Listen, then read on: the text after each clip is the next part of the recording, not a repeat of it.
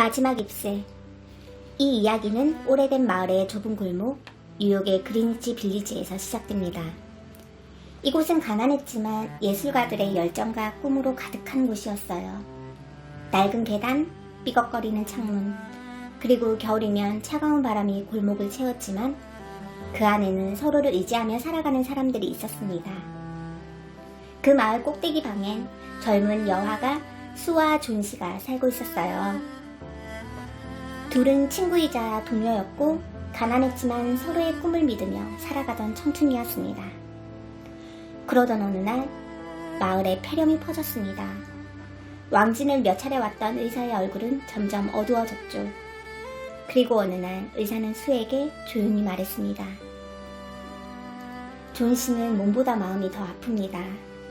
희망을 잃지 않게 해주십시오. 그렇지 않으면 약으로도 살릴 수 없습니다. 그날 이후 존 씨는 창가에 누워 하루 종일 밖을 바라보기만 했습니다. 그녀의 창문 너머 벽에는 담쟁이 덩굴이 있었습니다. 그 잎들은 찬바람에 하나둘 떨어지고 있었죠. 존 씨는 창밖을 보며 중얼거렸습니다. 저 잎이 다 떨어지면 나도 그때쯤 갈 거야. 수는 깜짝 놀라 존 씨의 손을 붙잡았습니다. 존 씨, 무슨 소리야? 그건 그냥 잎이잖아. 하지만 존 씨는 힘없이 미소 지으며 말했죠. 아니야, 수. 나의 삶이 저 잎이랑 닮은 것 같아. 하나씩 떨어지고 결국엔 사라지겠지? 남은 잎이 다 떨어지면 나도 그만 떠나고 싶어. 그녀의 목소리는 바람보다 약했고 그 안엔 희망이 완전히 꺼진 사람의 체념이 담겨 있었습니다. 그날 밤 마을에 폭풍이 몰아쳤습니다. 세찬 비가 창문을 때리고 바람이 담쟁이 줄기를 찢어냈습니다. 수는 창문을 꼭 닫고 손을 모아 기도했어요. 제발 하나님, 잎이 한 장만이라도 남게 해주세요. 수는 아래층에 사는 배어먼 할아버지를 찾아갔습니다. 배어먼은 60이 넘은 화가였습니다. 평생 언젠간 내 걸작을 그릴 거야 라고 말했지만 가난과 세월은 그를 좌절시켰죠. 수는 울며 말했어요. 존 씨가 담쟁이 넝쿨의 잎이 다 떨어지면 죽겠대요. 제가 아무리 말려도 듣지 않아요. 어떻게 해야 할까요, 선생님? 배어먼은 거칠게 코웃음을 쳤습니다. 바보 같은 생각을 하다니. 잎이 떨어진다고 사람이 죽는단 말이냐? 그는 그렇게 말했지만 그의 눈빛은 깊이 흔들렸습니다. 그리고 아무 말 없이 낡은 외투로 여며지고 어둠 속으로 사라졌습니다. 그날 밤은 유난히 추웠습니다.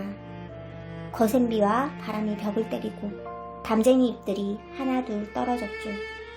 누구도 몰랐습니다.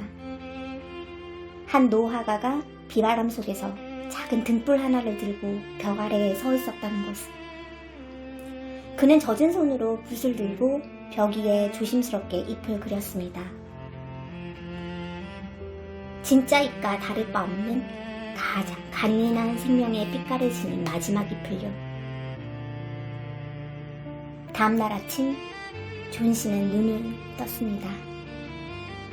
비가 그치고 공기는 차가웠지만 창문 너머 벽에는 여전히 한 장의 잎이 남아있었습니다. 존 씨는 놀라서 속삭였어요. 아직 남아있어. 그 잎은 밤새 폭풍에도 떨어지지 않았습니다. 비에 젖고 바람에 시달렸지만 벽에 단단히 붙어 있었죠. 그녀는 오랫동안 그 잎을 바라보다가 천천히 말했습니다. 저 잎도 아직도 버티고 있네. 저렇게 약해 보이는데 왜 안 떨어질까? 그런데 나는 왜 그렇게 쉽게 포기했을까? 존 씨는 눈을 감았다가 작게 웃었습니다. 그래, 저 잎도 버티는데 나도 다시 살아봐야겠어. 그날 이후 존 씨는 조금씩 음식을 먹기 시작했습니다. 며칠 후엔 붓을 들어 그림을 그렸죠. 그녀의 손끝은 여전히 약했지만 그 눈빛엔 다시 살아가려는 희망의 빛이 깃들어 있었습니다. 그렇게 존 씨는 기적처럼 회복되었습니다. 며칠 뒤 수는 놀라운 소식을 들었습니다. 아래층의 배어먼 할아버지가 심한 폐렴에 걸려 세상을 떠났다는 소식이었죠.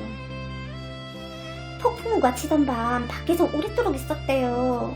아침에 젖은 옷차림으로 돌아와선 그 길로 쓰러졌다네. 이웃들은 말했습니다. 의사는 그의 방을 둘러보다가 벽에 기대어 놓인 사다리 그리고 붓, 물감통을 발견했습니다. 수는 눈물을 흘리며 창문으로 달려갔습니다. 존 씨의 창밖, 그 벽에는 여전히 한 장의 잎이 붙어 있었어요. 그 잎은 진짜가 아니었습니다. 배어머니 폭풍 속에서 그린 그림이었습니다. 그의 손이, 그의 마지막 숨이, 그의 평생 꿈이 그 한 장의 잎에 모두 담겨 있었던 겁니다. 존 씨는 벽을 바라보며 속삭였습니다. 그분이 나를 살렸어.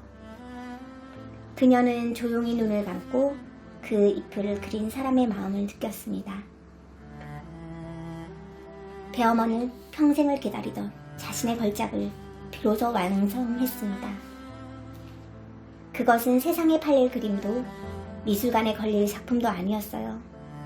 하지만 그 그림은 한 사람의 생명을 살렸고 절망 속에 세상에 희망의 색을 남긴 그림이었습니다.